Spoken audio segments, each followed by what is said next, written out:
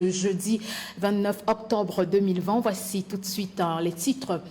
Ce samedi 31 octobre 2020 est jour de deuil national selon un décret du chef de l'État, son Excellence Paul Biya, en hommage aux élèves assassinés à Kumba dans la région du Sud-Ouest. En sport, les présidents des clubs réunis au sein de l'ASEC veulent donc révolutionner ce milieu sportif. Ils mettent donc fin à l'existence de la Ligue de football professionnel du Cameroun, remis donc ce jeudi en Assemblée générale extraordinaire. Ces présidents ont procédé à la dissolution de l'instance que dirige le général Pierre Semengue. Et puis, à l'étranger, Côte d'Ivoire, les élections présidentielles en Côte d'Ivoire sont prévues le 31 octobre prochain. À quelques jours de cette échéance électorale, les populations de Bouaké ont plusieurs attentes. Voilà pour les titres.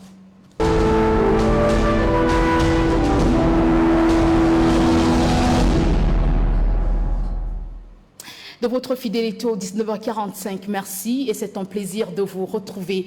Je vous l'annonçais en titre, le chef de l'État Paul Biya a décrété le samedi 31 octobre 2020, jour de deuil national pour rendre un hommage à ses élèves assassinés dans la ville de Kumba. C'était le 24 octobre dernier.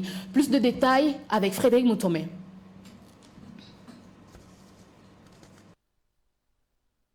En mémoire des victimes de l'attaque du 24 octobre 2020 dernier à Kumba, dans le département de la Mémé, région du sud-ouest du Cameroun, le samedi 31 octobre 2020 est déclaré jour de deuil national au Cameroun. La décision est du président de la République Paul Biya suite à un décret signé le mercredi 28 octobre 2020 dernier. Le chef de l'État ordonne dans le même temps la mise en berne du drapeau national durant la journée du 31 octobre 2020 sur l'ensemble de l'étendue du territoire national.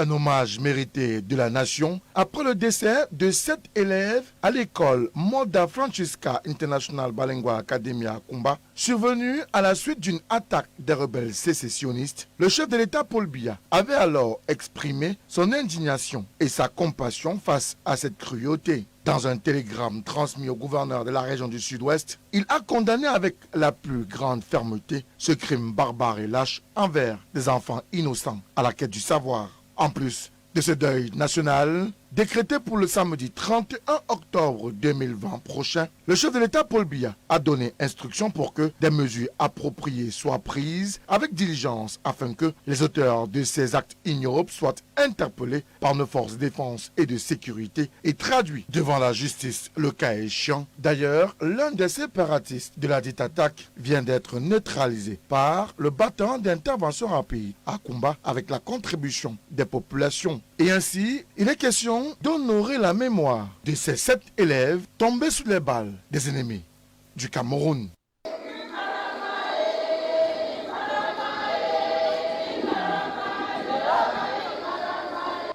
Le chef de l'État, son Excellence Paul Biya, a donc décrété le samedi 31 octobre 2020, jour de deuil national. Vous l'avez dit, Frédéric Moutomé, bien avant la sortie du chef de l'État. Ambiance ce jour dans la ville de Douala, une signature de Jean-Jamin Edna et Patrice Foucault. Si certains usagers de la route rencontrés ce jeudi 29 octobre 2020 disent être vêtus de noir en raison des obsèques au sein de leurs différentes familles, simple couleur de vêtements choisis ce jour, ou encore pour une autre initiative programmée pour ce jour, pour manifester leur indignation et d'avoir une pensée pieuse pour le repos éternel des victimes du massacre de Kumba. Juste après le drame de Kumba, les personnes handicapées se sont regroupées dimanche et ont décidé que le jeudi, le 29, ils devaient commémorer ces massacres-là. D'où nous avons arrêté notre programme depuis lundi, que nous avons une messe qui se passe actuellement à la cathédrale, que nous avons demandé. Après la messe, nous irons donner notre déclaration au président de la République et on va faire un point de presse. Donc ça n'a rien à voir avec la déclaration de M. Kamto. D'autres, par contre, rencontrés ce jour, sont habillés en noir pour répondre favorablement à l'invite du président du MRC, le professeur Maurice Kamto, qui a appelé les Camerounais de tous bords, sans distinction de chapelle politique et de religion, de se vêtir en noir ce jeudi 29 octobre 2020 en mémoire des disparus de Kumba. Le monde entier est en deuil, le Cameroun est en deuil, et les gens, il y a certains gens qui ne se soucient pas des enfants qui partent à l'école pour le savoir, ils partent porter les enfants innocents, ils partent mourir pour rien, les innocents meurent pour rien. Je porte moi parce que comme toi as dit, on veut le changement, on ne veut pas que les gens meurent chaque jour partout pour rien. Les enfants meurent, l'enfant a quoi? L'enfant va aller à l'école, il va apprendre pour devenir président de la République demain. Ministre, gouverneur, préfet, sous-préfet. Donc tout ça, je porte le noir parce qu'il a dit, il veut la paix. La guerre n'est pas une bonne chose, on doit mettre fin à la guerre. Les militaires doivent quitter là-bas, les gendarmes doivent quitter. On envoie maintenant les civils gérer les civils. Et je trouve que c'est normal. Nous sommes en deuil, nos enfants sont morts, donc nous devons mettre le noir. C'est pour ça. Je réponds à l'appel de Maurice Kamto, qui a dit que nous choisissons ce jeudi comme un jour mémorable pour pleurer nos morts de Kumba. Mais en réalité, si vous pouvez nous donner même une semaine de manifester cela, ce mécontentement, nous le ferons. Parce que personne ne veut voir son frère mourir. On porte au noir, c'est pour les enfants qu'on a massacrés à Kumba. Et grâce à Maurice Kamto, l'appel qu'il a eu à faire, on répond à ça. Et à la question du deuil national, décrété pour ce samedi 31 octobre 2020 par le chef de l'État. Le président est où depuis on ne voit pas le président. Depuis on ne voit pas le président. Ça fait 1 an depuis les élections municipales qu'on a vu le président. On ne l'a plus jamais vu jusqu'à aujourd'hui. Jusqu'à samedi, pourquoi? Les gens sont morts depuis samedi. Il attend une semaine pour dire pourquoi. Donc on ne doit pas pleurer, depuis on ne pleure pas. On attend une semaine, on a commencé à pleurer. Le chef de l'État, c'est depuis que ça s'est passé, c'est maintenant que le chef de l'État se prononce. Effectivement, c'est un deuil. Je dis, même si c'est pour 1 mois, nous pleurerons nos morts. Si les gens meurent depuis 4 ans, pourquoi on ne doit pas faire le deuil pendant 4 ans? Moi, c'est inexplicable parce que les mots me manquent. C'est tellement atroce que je n'ai pas d'argument à vous donner. Parce que moi, déjà, ce sont les animaux qui ont posé cet acte. Moi, je suis un père de famille. Donc, quand je vois mes enfants à la maison et je vois ce qui s'est passé à Kumba, moi, c'est comme si je suis allé voir mes enfants, mes propres enfants. Donc, ce qui fait que c'est tellement atroce que, comme je vous ai dit tantôt, je manque d'arguments.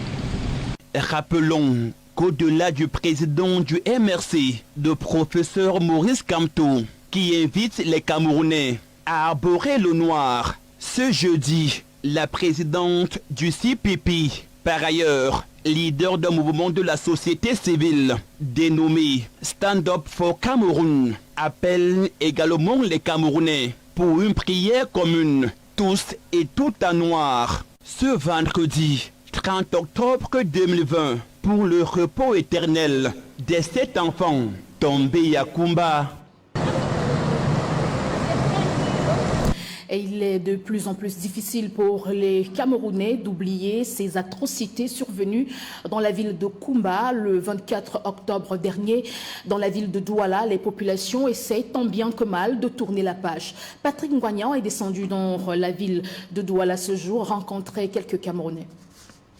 Après les atrocités commises dans un complexe scolaire à Kumba, où 7 enfants ont été sauvagement arrachés à la vie, les Doualais continuent de porter le deuil, chacun à sa manière.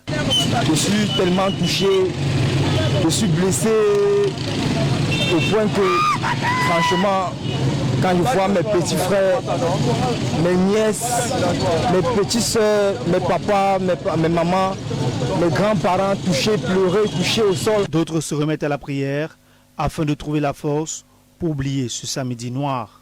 Après ma prière, je peux prier que Dieu essaye, que Dieu nous aide dans ce pays et donne une bonne idée aux dirigeants camerounais d'avoir eu l'idée de faire en sorte que ça s'arrête. Parce que ça s'arrête à un motif, comment on peut faire pour que ça s'arrête, donc que le gouvernement camerounais puisse comprendre le pourquoi, qu'est-ce qui ne va pas, pour que le pays puisse avancer, bon, l'économie du pays puisse avancer. Tout d'accompagner avec la prière. Accompagner avec la prière.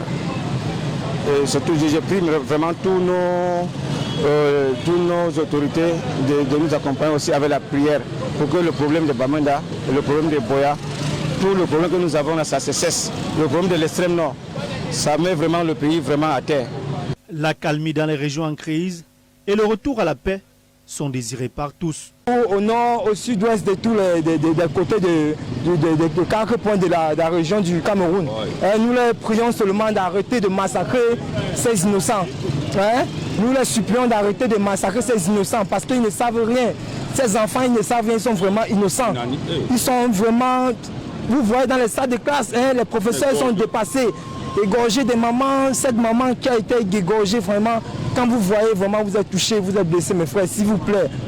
Je prie Dieu que Dieu puisse nous aider dans ce pays, que les dirigeants camerounais doivent avoir une bonne idée d'avoir fait avancer le pays, d'avoir enlevé le mauvais cœur. À quelques heures du deuil national, décrété par le président de la République Paul Biya, pour le samedi 31 octobre prochain, les Doualais continuent chacun à sa manière à porter le deuil. Merci à vous, Patrick Ngoyan. C'est bien clair, les Camerounais ont du mal à tourner la page. Et toujours dans le même chapitre, des événements survenus dans la ville de Koumba. Au cours de son audience générale, le pape François a dit tout son soutien au peuple camerounais. Il a d'ailleurs tiré à boulet rouge sur ces événements survenus le 24 octobre dernier. Les précisions de Priscille Messéné. Le pape François a qualifié d'acte cruel et insensé l'assassinat par des coups de feu et des attaques à la machette de 8 écoliers samedi 24 octobre dans un collège du diocèse de Koumba dans le sud-ouest du Cameroun. L'attaque de la Mother Francisca International Bilingual Academy a eu lieu vers 11 h. Un groupe d'assaillants non identifiés a fait éruption dans l'enceinte du collège avant d'ouvrir le feu sur les élèves présents dans la salle de classe. Ils étaient âgés entre 9 et 12 ans selon une source très proche de certains parents endeuillés. Mi unisco al dolore delle famiglie dei giovani studenti barbaramente uccisi sabato scorso a Koumba, in Camerun. Provo grande sconcerto per un atto tanto crudele e insensato, che ha strappato alla vita i piccoli innocenti mentre seguivano le lezioni a scuola. Plusieurs hommes d'église, à l'exemple de Monseigneur Agapitus, fonds évêque de Koumba, avaient dénoncé cette tuerie et exprimé son émotion. Un jour sombre et triste pour la ville de Koumba depuis la crise sociopolitique qui affecte le nord-ouest et le sud-ouest qui a commencé en 2016, qui s'enlise désormais en guerre. L'ordinaire de Koumba a comparé la mesure des meurtres commanditée par le roi Hérode sur les bébés de moins de 2 ans. Perché gesti simili non siano mai più ripetuti e perché le martoriate regioni del nord-ovest e sud-ovest del paese possano finalmente ritrovare la pace. Famiglie, alla città di Koumba e a tutto il Camerun il mio affetto e invoco il conforto che solo Dio può dare. Par ailleurs, plusieurs hommes de Dieu ont prévu des messes de prière pour ce vendredi sur l'ensemble du triangle national pour que ces actes de barbarie qui ont plongé l'ensemble des populations de la ville de Koumba dans les pleurs et dans le deuil. Une sortie du pape François qui est saluée par les prêtres de l'église catholique qui sont eux également montés au créneau et condamnent avec la dernière énergie cet acte criminel perpétré dans la ville de Koumba. Zobel Apollinaire Bon. Ne saurait rester indifférent face aux atrocités subies par les hommes créatifs traduisent leur indignation face à la barbarie de Koumba. Face à ce massacre, nous devons vraiment nous convertir et nous interroger. Ces jeunes, ces enfants qui sont nos enfants, qui ne demandaient qu'à aller à l'école pour acquérir cette connaissance que nous-mêmes nous avons reçue. Nous allons heurter leur vie. Vous voyez, est-ce que nous sommes arrivés? Et je crois que nous devons être au service de la vie. Nous devons protéger la vie et non être des complices. L'indignation, des actions ont été menées et le seront encore en mémoire de toutes les victimes de ce massacre. Les évêques qui nous ont adressé un message sur ces massacres. Nous avons lu ce message, nous continuons à le lire et il y a beaucoup d'actions qui ont été entreprises dans des églises, au sein de l'église qui est au Cameroun, au sein de l'église particulière qui est à Douala, par les prières, surtout en ce mois du rosaire. Et le père archevêque ici à Douala, il dira une messe demain ici à sa cathédrale, à 12h30, pour confier au Seigneur ces enfants massacrés, les blessés et les familles, si durement éprouvées et pleurées, pour que ces familles accueillent avec les yeux de la foi ces morts brutales. Les leaders catholiques profitent de cette occasion triste pour lancer un appel à une prise de conscience collective. La violence ne produit que la violence. Nous avons besoin de la paix, de l'amour. Nous sommes tous des frères. Regardons dans la même direction, dans la vérité et la justice. Tenons-nous main dans la main et rejetons tout ce qui peut détruire. Rejetons tout ce qui peut détruire la vie, mais ensemble, ayons l'amour de notre pays, ayons l'amour du prochain, bâtissons une vie dans la paix, l'unité, dans la diversité, en nous acceptant mutuellement pour construire un Cameroun beau où règne la paix, l'amour. Un Cameroun que nous allons laisser à nos enfants. Le retour de la paix dans ces zones en crise reste le cri de cœur de ces hommes de Dieu, comme celui des Camerounais dans leur immense majorité.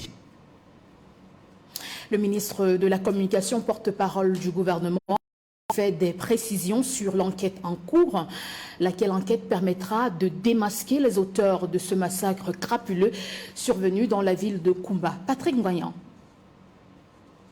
Le ministre de la Communication et de Sécurité ont intensifié les opérations de recherche active des terroristes sécessionnistes ayant dans la ville de Koumba, département de la Mémé, région du sud-ouest Cameroun. Dans ce même communiqué, l'on peut apprendre qu'aux environs de 21h30, une patrouille du site des populations locales a réussi à neutraliser le rebelle sécessionniste connu sous l'appellation de Wonké. Le dit terroriste a été clairement identifié comme faisant partie et en première ligne du commando qui a fait éruption dans l'enceinte du complexe scolaire, dans cette traque de l'unité opérationnelle.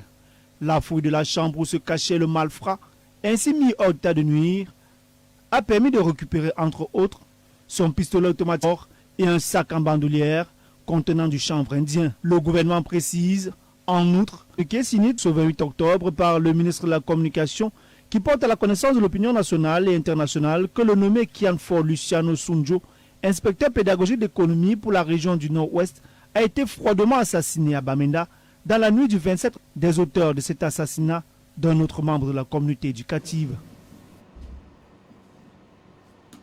Massacre des élèves de la ville de Koumba, des organisations de la société civile demandent urgemment une organisation de la société civile. L'ont fait savoir à l'issue d'un point de presse donné ce jour dans la ville de Douala. C'était le 24 octobre 2020 dernier à Koumba, suite à cette attaque d'individus armés avec un bilan lourd, cette de la Charte africaine des droits de l'homme et des peuples est une triste et douloureuse tragédie. Le réseau des défenseurs des droits humains en Afrique centrale s'indigne fermement contre ces massacres qui ciblent essentiellement et de plus en plus des femmes, des jeunes et moins jeunes, mais surtout des enfants. Nous condamnons avec véhémence ceux qui ont pris des vies hier. Nous présentons des condoléances aux familles des enfants, à la ville de Koumba et à tous ceux qui ont souffert de la crise anglophone. En condamnant fermement cette tuerie, les organisations de la société civile, 39 au total, réclament à corps et à cri une commission d'enquête indépendante. Le REDAC demande par ailleurs au gouvernement camerounais d'accepter enfin la mise sur pied et l'opérationnalisation d'une mission indépendante d'établissement des faits pour démasquer les commanditaires et les exécutants de cette tuerie qui s'accumulent et jettent le peuple sur le Cameroun. Et au lendemain de la descente sur le terrain d'une délégation interministérielle. L'instance du gouvernement a encouragé les parents à envoyer les enfants à l'école sans que cette incitation ne soit entourée de toutes les garanties et mesures de sécurité nécessaires. Cependant, dans la perspective de reconnaître le droit à l'éducation comme un fondement international, les organisations de la société civile invitent les séparatistes et rebelles sécessionnistes à déposer les armes. Nous demandons à tous les groupes armés non étatiques de s'engager à un cessez-le-feu et de participer aux pourparlers et de permettre la recouverte des écoles afin d'offrir aux enfants leur droit fondamental à l'éducation. Un appel aujourd'hui porté par Trump à la normale dans les régions en crise du nord-ouest et du sud-ouest. Et pour ces organisations, il faut agir maintenant pour un cessez-le-feu et des négociations de paix. Différentes familles éprouvées. En fait de société, déguerpissement forcé à Bojongo, dans la banlieue de Bonabéry. Le tribunal compétent afin que justice soit faite. En effet, ces 3600 personnes sont sans domicile.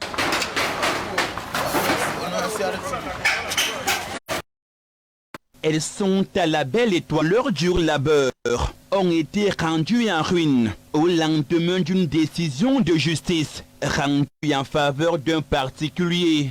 Aujourd'hui, nous avons des familles qui sont dispersées à travers le Cameroun. Nous avons des porte-forte vie travail, même dans la rue.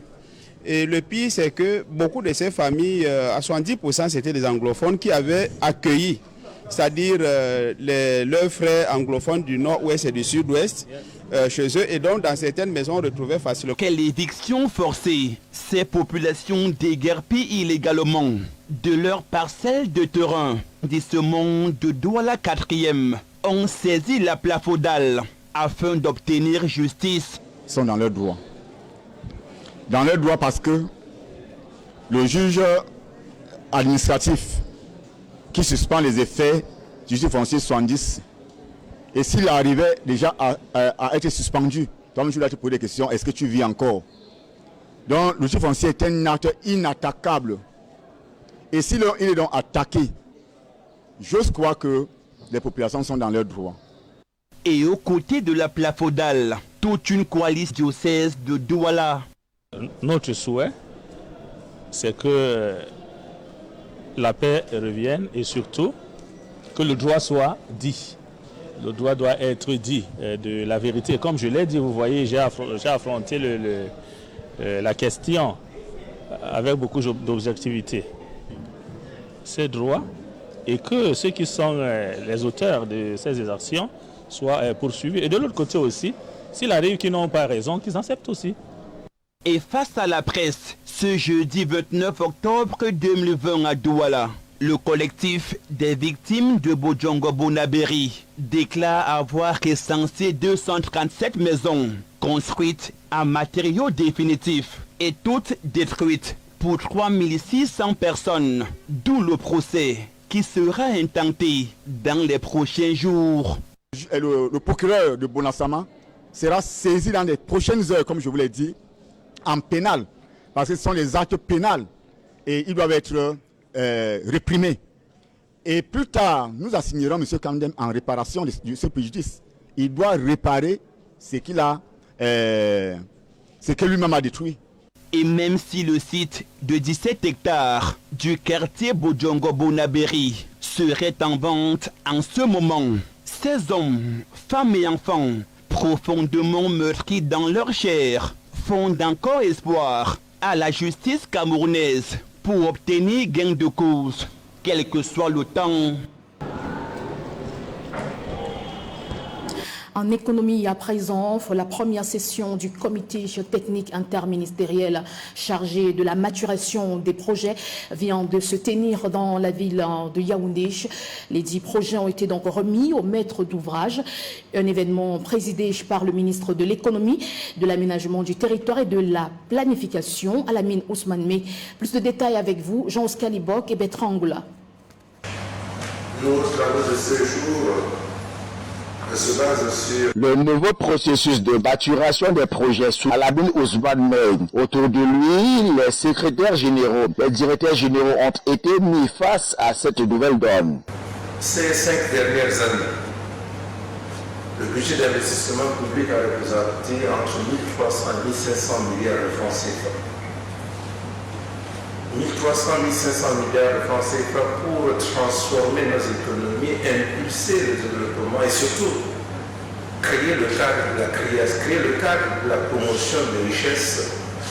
Projet d'investissement public par les maîtres d'ouvrage. Il est à remarquer des insuffisances dans la conduite des études, surtout celles dites socio-économiques. Et pourtant, elles sont essentielles pour la réussite des projets et pour, bien entendu, guider les choix informés en matière d'allocation budgétaire. Toute chose qui se traduit inéluctablement par de nombreux projets inachevés, des retards observés dans l'exécution de certains d'entre eux, des malfaçons ou encore l'exécution partielle ou la non-exécution des projets du fait d'une impérialisation financière. Projet d'investissement dans la perspective de garantir leur bonne exécution et d'améliorer la qualité de la dépense publique. En sport, la nouvelle est tombée ce jour comme en couperèche. Les présidents des clubs réunis autour de la SEC, l'association des clubs d'élite du Cameroun, mettent fin à l'instance dirigée par le général Pierre Semengue. La nouvelle surprend plus d'un, mais c'est malheureusement cette décision prise par ces présidents de clubs qui viennent donc de décider de la dissolution de l'instance. Zobel Apollinaire, bon.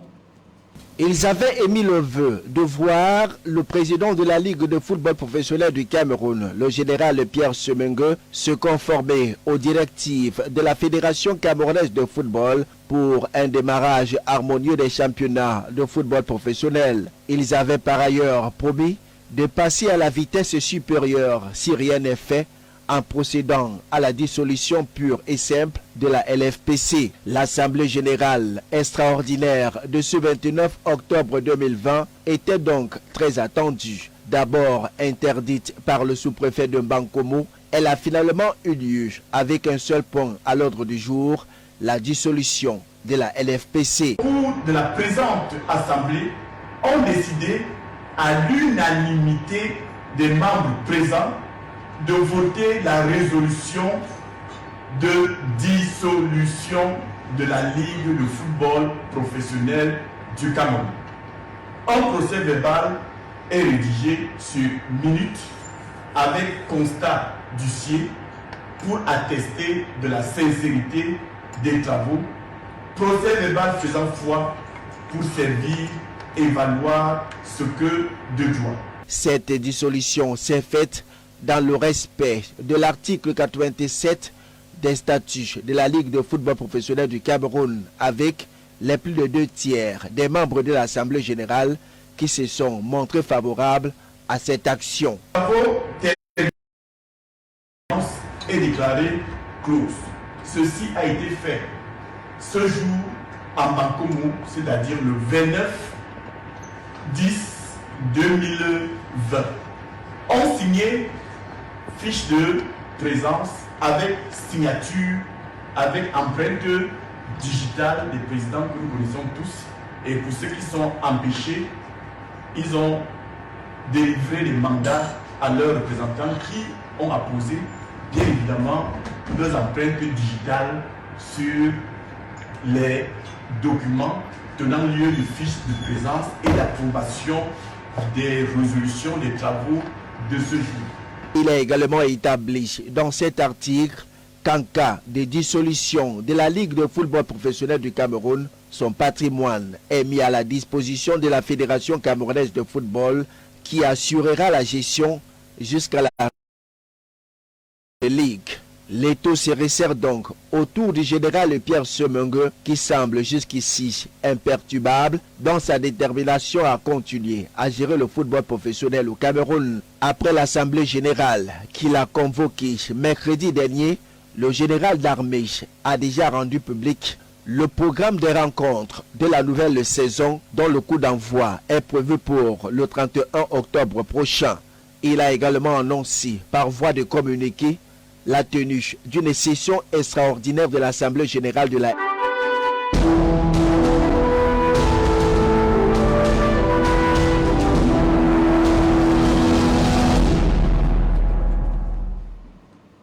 L'actualité internationale nous conduit en Côte d'Ivoire où les élections présidentielles sont prévues le 31 octobre prochain, à quelques jours de ses confrères d'Africa 24. Avec ses 550 000 habitants, la ville de Boaké est le troisième pôle économique de la Côte d'Ivoire, après les villes portuaires d'Abidjan et de San Pedro du PIB de la Côte d'Ivoire. Mais ses habitants déplorent de mauvaises conditions de vie et fondent plein d'espoir dans l'élection du futur président. Il n'y a pas de travail, on dépose les dossiers, il n'y a pas de travail. Sa maison, dans son assiette, dans ses activités, c'est là on sent qu'il y a progrès. Sinon, émergent, c'est bon, mais où est ça? Autrefois cité rayonnante, la capitale de la région du Béké sera le principal foyer de contestation contre le régime de Laurent Gbagbo, ce qui la prive pendant une décennie de tout développement. Avec la réunification du pays, la ville a renoué avec le développement, mais doit rattraper un long retard. En 2017, on a eu encore quelques soubresauts ici et cela a retardé beaucoup de choses à Boaké. Et c'est seulement depuis 2017 que Boaké a commencé à rattraper son retard. Donc il est important qu'on maintienne cette stabilité. La ville de Boaké attend donc du futur président qu'il comble son gap d'environ 10 ans dans son processus de développement. C'est la fin du 19h45 édition de ce jeudi 29 octobre 2020. Merci infiniment à toutes nos équipes techniques et rédactionnelles qui se sont mobilisées. Passez une excellente soirée en compagnie de nos programmes qui s'enchaînent naturellement. Que Dieu bénisse le Cameroun.